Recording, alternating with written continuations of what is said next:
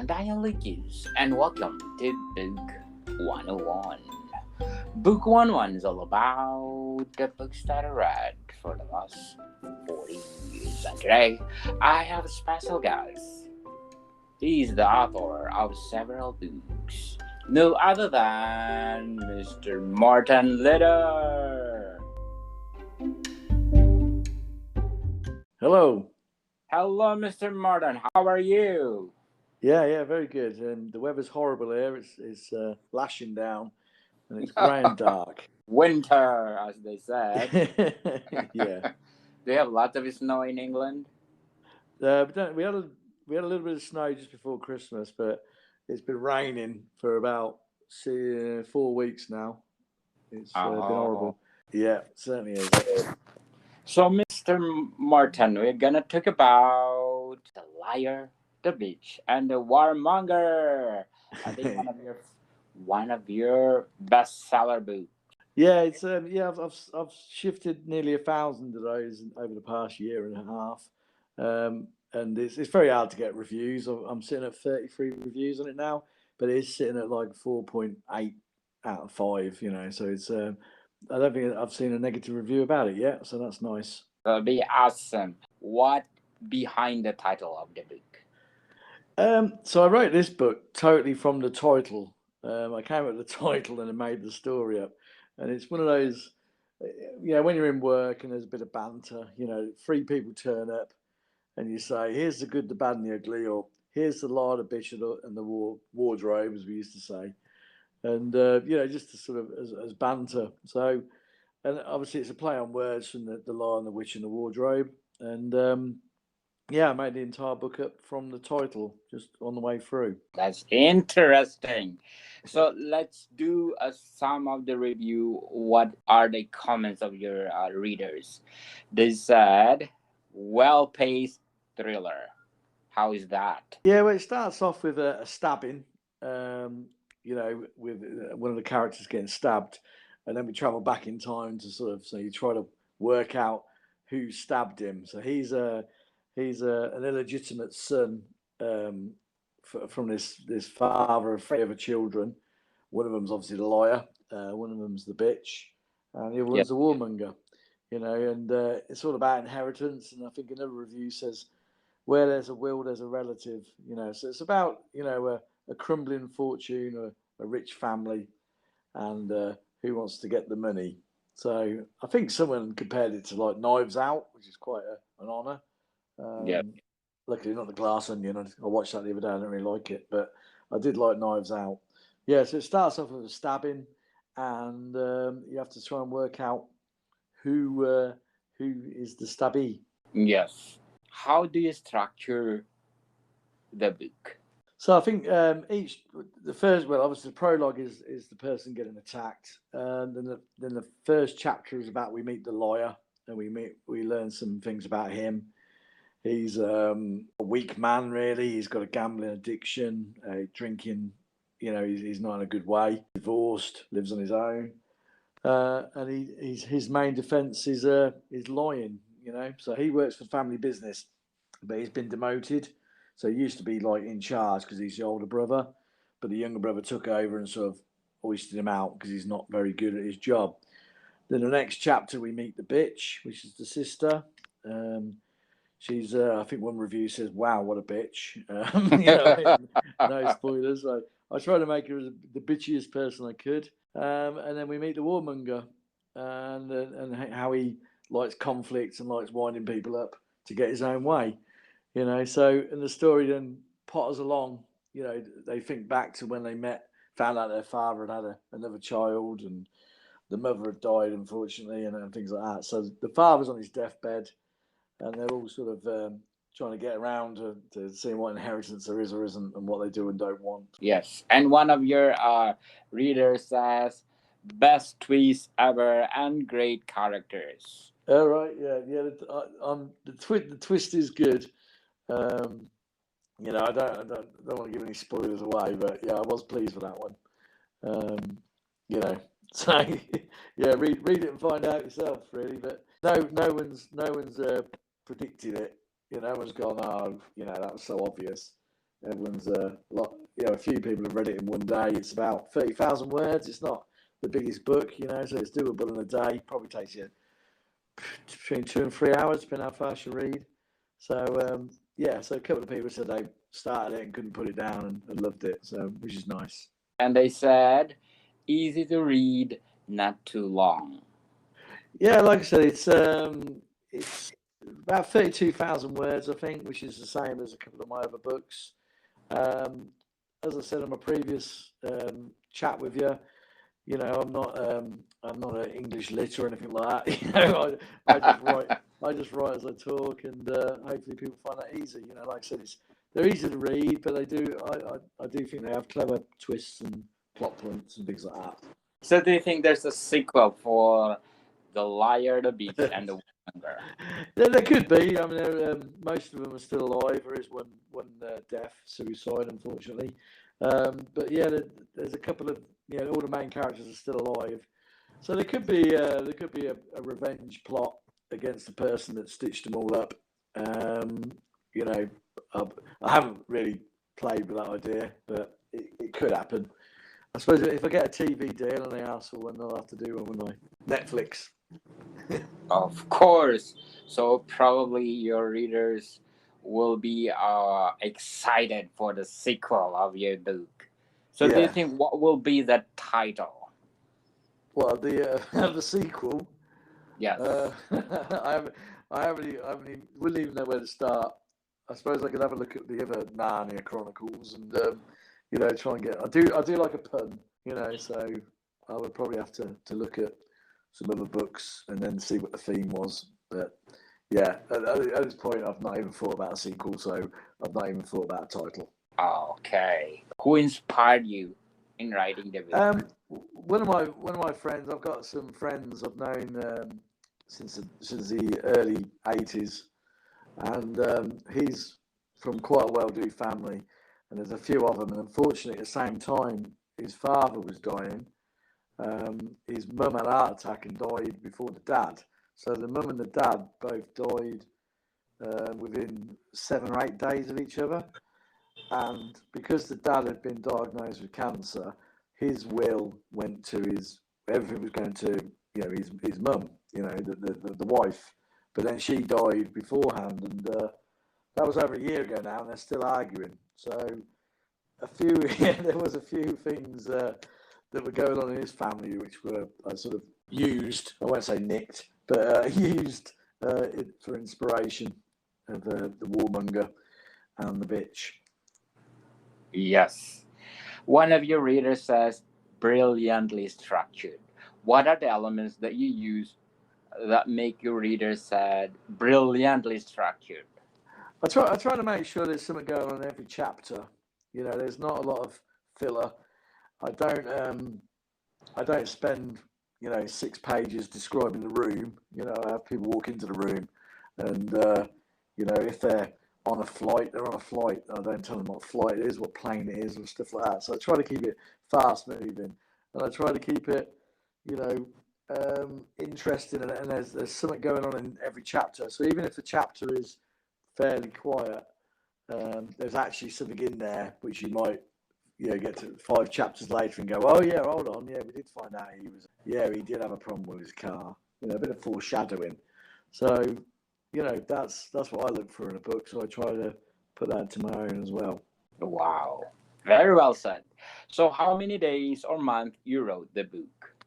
I wrote that one pretty quick. It was during the COVID time when I was out of work, and it was a really hot summer, so top outside, and I just wrote every day. So I probably wrote that one in about, I don't know, 6 weeks. Oh wow! Yeah, pretty quick that one. And then I always send them to my mum, bless her, and she comes back with her thoughts, and then I sort of edit it and send it off to the editor, and then I edit it again. So yeah, not long. Yes. Yeah. Do you think this is the shortest novel that you wrote? I think this one. So the Liar, the Bitch, and the Warmonger is 32,000. So is Morning You Can Chew, and so is always judge a book by its cover. So, and so is Sibwings. So 32,000, 34,000 is my sort of novel size. History is a Lie, which we spoke about last week. I think that's 70,000 words, but it's sort of like an epic time traveling book. And then I've just finished another one, which I've got out next week, and that's about 33,000 as well. So 33,000 is my sort of go-to, area of book, really. So do you think, are you in line with a novel or short stories? I think officially novel size, aren't they? It's short stories can be anything from 500 words to 4,000, and then 4,000 to 20,000 is a novella, and then a novel is 20,000 to 40,000, and then anything above that is a book, I guess. Yes, interesting to know. So one of your readers said, enjoyable to read. How The Liar, the Witch, and the Warmonger is enjoyable to read. Well, I like to, I'm 50. I just turned 54 last weekend, and I've worked with a lot of people and a lot of different characters. I've worked in logistics. I've worked with warehouse staff. I've worked with marketing people, and I try to put a bit of humour in there, and I try and put things in there that people will go, oh, that's just like my sister-in-law, or that's just like the boss I used to work with. So I try to make it enjoyable. Try and put a bit of humour in there, some witty one-liners and things like that. So I think there's a line in this book where he's called William, and after William the Conqueror, also known as William the Bastard. And one of the characters says, he goes like, you really are William the Bastard. And he goes, well, right now I feel like I'm William the Conqueror, and it's sort of, so yeah, there's some humour and there's some sharp dialogue, I like to think, which makes it enjoyable. What genre this book belongs? Well, it's a thriller, I guess, an adult thriller. There's there's some dark content in it. Yes. Where the bitch does her bitchiest move to try and con her brother out of some stuff.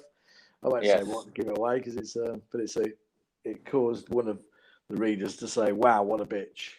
And so yeah, like I said, we're all adults, aren't we? And I think one of the things I learned, in a lot of the places I've worked, people swear all the time. They even abbreviate swear words to put swear words in. And the first book I wrote, I put plenty of swearing in it. And when I read it back, I thought, God, there's so much swearing in here. But that's the sort of world I live in, builders and electricians and warehouse staff and drivers. They, got a colourful language, as someone might say.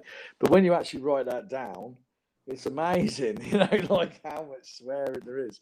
So I try and calm it down, but I try and keep it real as well. I think if someone stabs you, you're not going to call them a cad, Yes. you ruffian, you know what I mean?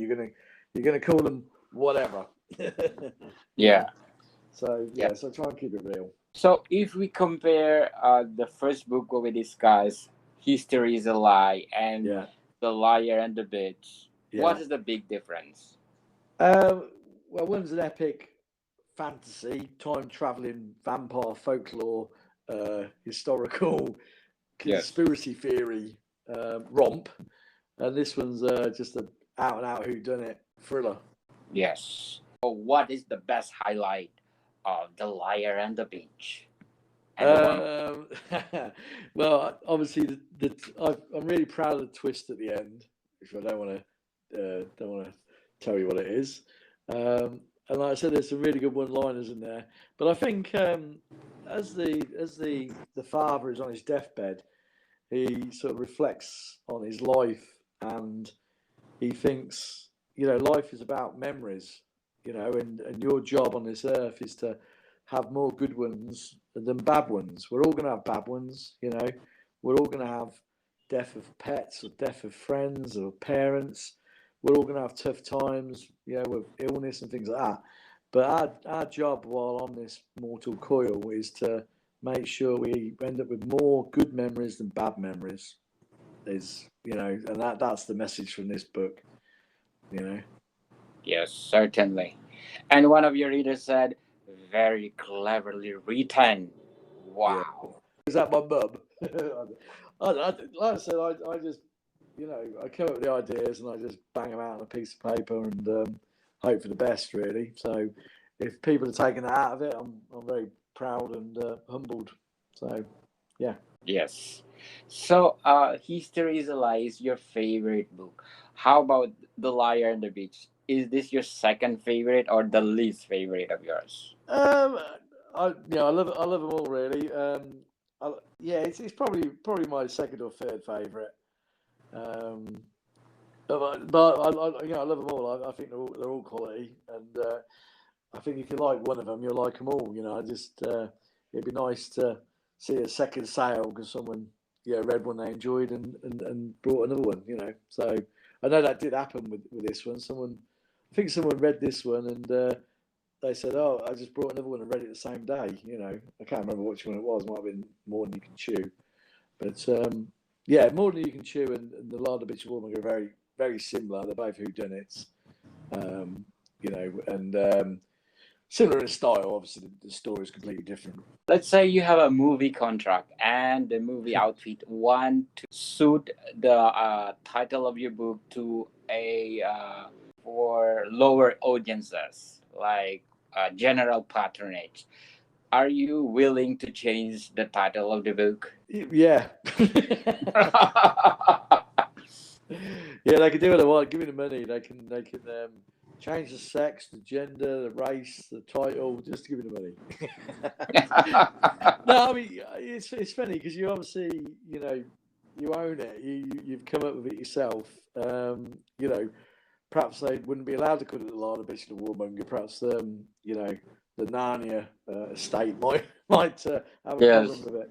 But yeah, I mean there's four children. I only mentioned three of them in the title, so I could change it to Charlie and the Charlie and the abandoned factory. There you go, something like that. I don't know. Yes. He's called So if Charlie, the you bloke in it. Yeah. yes, if you have a movie contract, do you think the book is good for a series or is it good for a movie? I think yeah, I think the Law of the Bitch and the Woman it could be like a 3-part hour-long drama. Probably not more than that. It's not that long.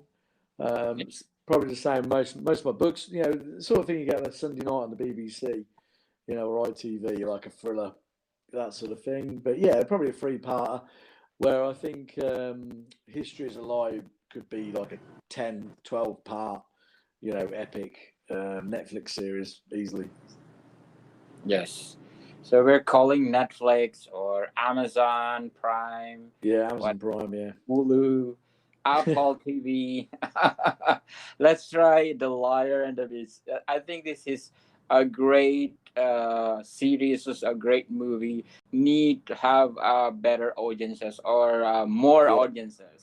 Yeah, Right, I could Mr. do with it. Morton? 700 people that have downloaded it, reviewing it really, and then that'll kick it off. But at the moment, I'm sitting at 33.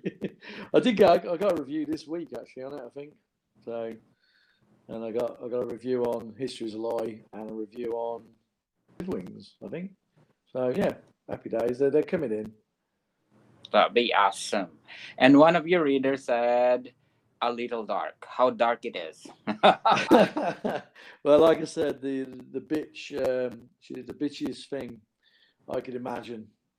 So to con her brother out of his inheritance or his part of the will. So, uh, I won't tell you because it's a spoiler, but it's fairly dark, fairly dark. So before we go, and I just want to shout out the people listening in Canada. I'm number 82.2 at the Apple chart. Estonia at 184, Ghana at number 30, Jamaica at number 137, Cambodia at 42, and Lebanon at number 68 on Apple Podcast. Thank you so much. Myanmar at 118, Pakistan at number 35, Saudi Arabia at 91.8, and Uganda at number 27, and Trinidad and Tobago at number 51. Thank you so much for supporting this podcast, because this podcast is created to empower writers like Mr. Morton Litter. Thank you very much. So, Mr. Morton, what else you can say about The Liar and the Beats and the Warmonger? I did. I mean, the cover. I got a local artist to read the book and then do his interpretation of it. So I'm quite, I try to support local artists. I got the More You Can Chew was done by a different artist as well. So I try and support independent artists, not just writers but artists as well. And things like that. So, like I said, it's a cracking little story. I don't think there's too many British slang terms in there that'll confuse people. There's probably a couple, I just wish more people to read it, enjoy it, and give me some feedback. Yes. So, where do people buy your books? So they're on Kindle Unlimited, obviously Kindle to download, and paperback, all through Amazon. If you describe your writing in one word, what it is? I don't know. One word. I think it's fun, to be quite honest. I enjoy it. I think they're fun books. So I say fun. I mean, I could say dark. I could say simplistic. I could say twisty. But there's always a twist. I do like a twist. Yes. The books I've read in the past, I do. As long as they make sense. I don't like chosen ones that come out of nowhere, and I don't like magic that's never ending. It's like, oh, what can we do? Oh no, we use the Force. Oh yeah, that solved it. I don't like any of that. So I like a realistic twist that you don't see coming. My favourite book is by James Herbert, Sepulchre, I think it's pronounced, and that's got a great twist. And the movie with Kevin Costner, No Way Out, that's got a great twist as well. So those are things that have influenced me, and I like to make unpredictable twists, but are realistic. So, does your favorite authors influence your writing? I read. When I was young, I read loads. Things from like all the Hobbit and all that sort of stuff. Because I was into my D&D when I was young. But I also read Jackie Collins and that, and Mum had hanging about. Just read everything: Dragonlance Chronicles, Kuntz, Stephen King, Peter Straub. I just read anything really that was going. And then when I got to like 19 and started going out drinking and seeing girls and things like that, and I brought a house, I probably didn't read for another 15, 16 years. It was only then when I started going on holiday abroad that I started reading again.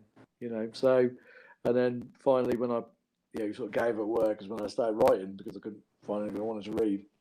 So yeah, they're all influenced. All TV, great TV, and films of the 80s and 90s, and TV shows like Buffy and Sopranos, and a bit of everything really. If it's good, Yeah. I'll watch it and read it.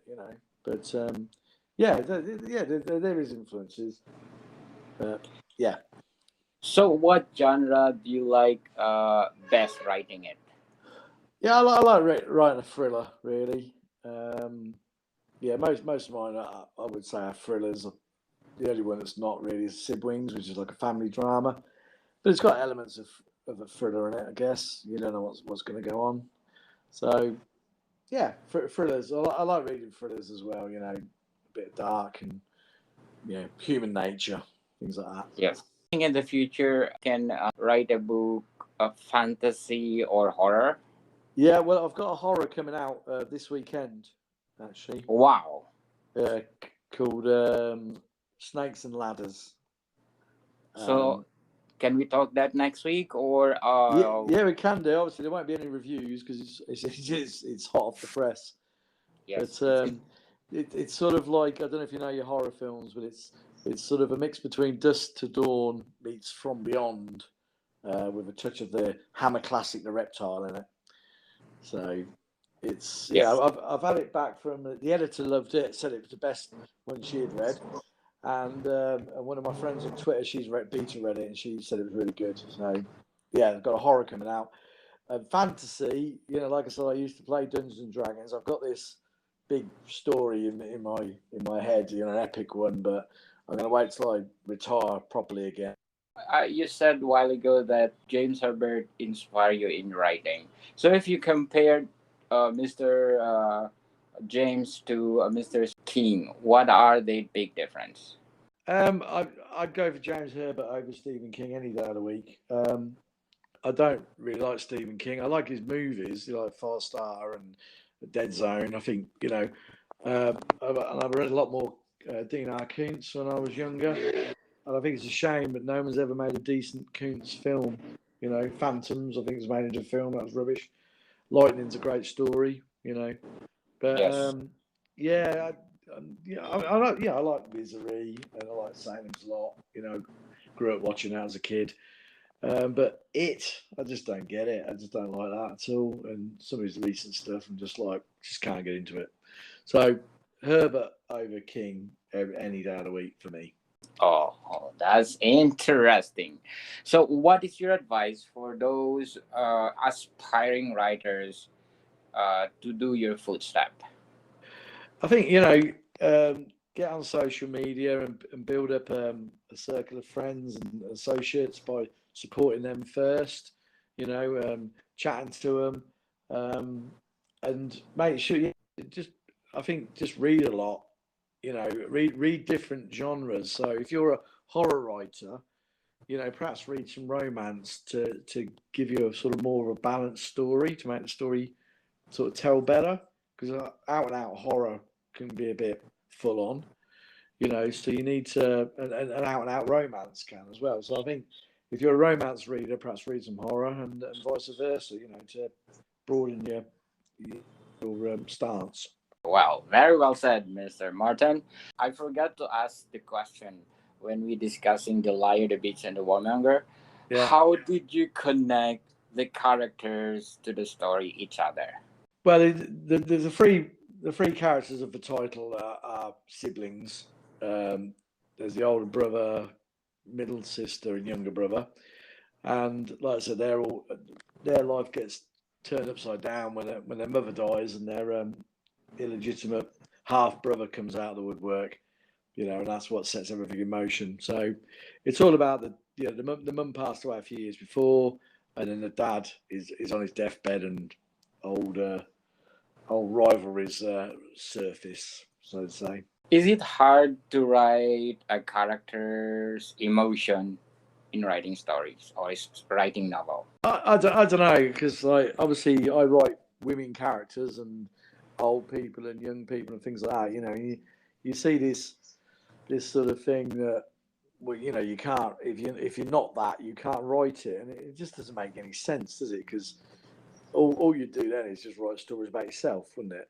So there's a little bit of my mum's in there, and my granddad, and my stepdad, and my sister. Yeah, there's little bits of everybody in there. But writing emotions is quite hard, and that's why I suggest perhaps reading different genres, because romance has probably got more emotion in it than horror, and if you can bring that romance into the horror, not necessarily romance, but the empathy and things like that, it probably makes it a better read. But what do I know? I'm not a bestseller or anything like that. So, but that's just my opinion. Yes, very well said, Mr. Morton. Belated happy birthday. Thank you very much. Yeah, more birthday to come, more success, and more books to come this year. Yeah, definitely. Yeah, I'll get another couple out this year. I've got another 4 that I've written and 13 short stories. So I've just got, I'm just a machine. Yes, probably yes. So, do you think in the future you will have a book of anthology? No. Yeah. I've written 13 short stories. And that's up to about 27,000 words. So I've got about another 3 to write to sort of fill that up to the sort of novel size. So there's a bit of everything in there, a bit of fantasy, a bit of aliens, a bit of thriller, things like that. Bit of everything, but all with a twist. It's a bit like It's sort of my version of Inside Number 9. I don't know if you've seen that, or Tales of the Unexpected. That'd be awesome. People listening on my podcast, Book 101 Review, I'm inviting you to listen to my other podcast, Food 101. It's on my third season, and Food 101 is on the top 12 best food podcasts on the planet.